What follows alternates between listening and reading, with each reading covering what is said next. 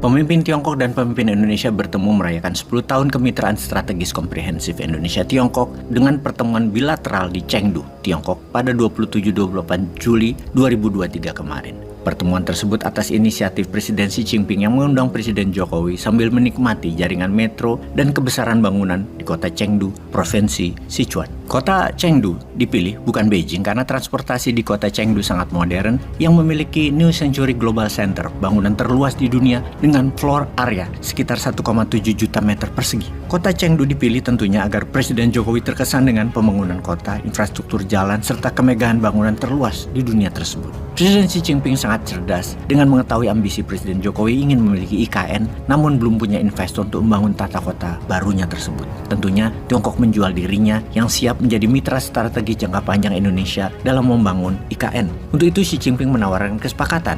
8 kesepakatan ekonomi akhirnya ditandatangani tanpa kehadiran Menteri Urusan Ekonomi terkait, yaitu minus kehadiran para Menteri Koordinator Kebijakan Ekonomi, Menteri Keuangan, dan Bappenas. Kesepakatan yang cukup komprehensif itu tetap ditandatangani. Di antara nota kesepakatannya adalah satu protokol tentang persyaratan pemeriksaan dan karantina untuk ekspor serbuk konjak atau porang dari Indonesia ke Tiongkok. 2 protokol tentang persyaratan fitosanitari untuk ekspor tabasir dari Indonesia ke Tiongkok. 3 rencana aksi kerjasama bidang kesehatan.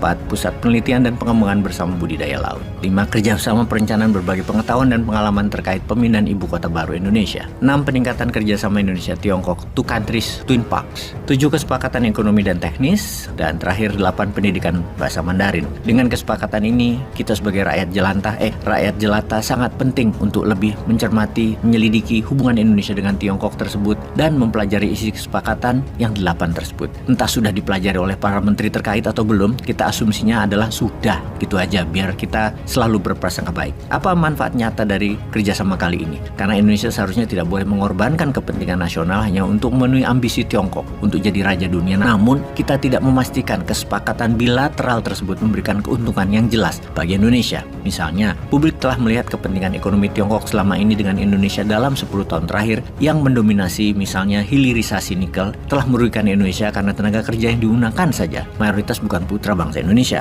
8 kesepakatan ekonomi Xi Jinping dan Jokowi yang baru tersebut jangan lagi melahirkan banyak persoalan ekonomi dan persoalan sosial seperti utang baru yang dicontohkan dengan kereta api cepat Jakarta-Bandung, juga penolakan tenaga kerja pribumi di smelter hilirisasi nikel Tiongkok di Sulawesi dan Maluku. Karena secara sederhana 8 kesepakatan itu menimbulkan banyak pertanyaan. Kita uraikan pertanyaan masyarakat. 1 mengenai tepung porang. Ini kita mau diplokoto apa dengan Tiongkok karena kok kesepakatannya kayak dengan nikel ya. Pengusaha dari Tiongkok akan menjebuk ke Indonesia untuk kesepakatan pengolahan di sini. Petani tetap dapat 2.000 per kilonya supaya lulus karantina pakai perusahaan Tiongkok di Indonesia. 2. Bubuk tebasir atau bigar bambu yang buat kolagen kulit cerah dan awet muda yang hanya ada di Indonesia tersebut bahannya yang kalau skincare pakai merkuri agar kulit cerah, namun seharusnya skincare itu pakai tabasir. Tabasir adalah masa depan skincare dunia. 3 kesehatan. Undang-undang kesehatan maksudnya gimana ya? Bagian dari rencana Tiongkok gitu.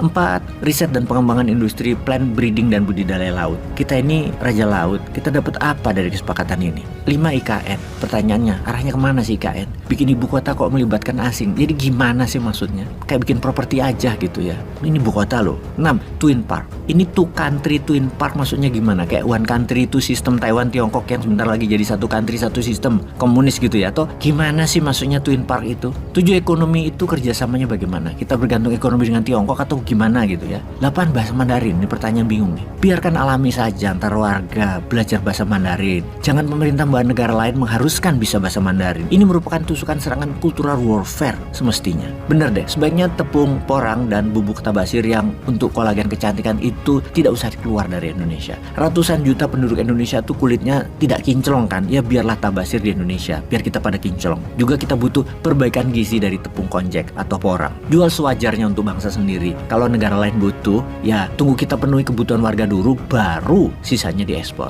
Karena sesungguhnya masyarakat banyak yang gelisah atas keterburu-buruan atau keputusan tanpa kajian mendalam yang selama ini dilakukan, yang ujung-ujungnya bermasalah atau membuat Indonesia rugi. Kita paham banyak masyarakat awam tidak paham bernegara. Namun, ketidakpahaman jangan dimanfaatkan pejabat atau buzzer rupiah sebagai senjata mengelabui rakyat. Seperti misalnya pada kemarin di TV One, dalam obrolan Karni Elias dengan Menteri Investasi bilang, benar harga nikel dunia yang hilirisasi dijual harganya lebih murah 50% ke Tiongkok, plus tidak bayar pajak lagi. Ini bukan berita baru. Banyak pengamat yang telah mengatakan bahwa Indonesia itu rugi dagang dengan Tiongkok. Yang dikesankan kita ekspor mendapatkan nilai 400 triliun rupiah itu padahal uangnya Tiongkok, bukan untungnya Indonesia. Menurut Bahlil, Pak Menteri itu bayangkan, harga dunia itu $80, dijual ke Tiongkok hanya $35. Itu kan gila. Sudah begitu dapat fasilitas tidak bayar pajak selama 30 tahun. Anjir nggak tuh? Berkaitan 5 ton pengiriman ke Tiongkok yang tidak dicatat di Dirjen Pajak jadi selundup ke Tiongkok yang tidak pernah ditindak, juga tidak menuntut kita itu ke Tiongkok. Ada apa ini? Jelas pengakuan kerugian Indonesia yang $400 miliar atau 6.000 triliun rupiah adalah benar adanya dengan penjelasan si Bahlil ini. Sudah dirampok 6.000 triliun rupiah dari nikel, masa produk lain kita kasih lagi ke Tiongkok? Jadi tolong jelaskan manfaat 8 kesepakatan itu apa ya? Peace.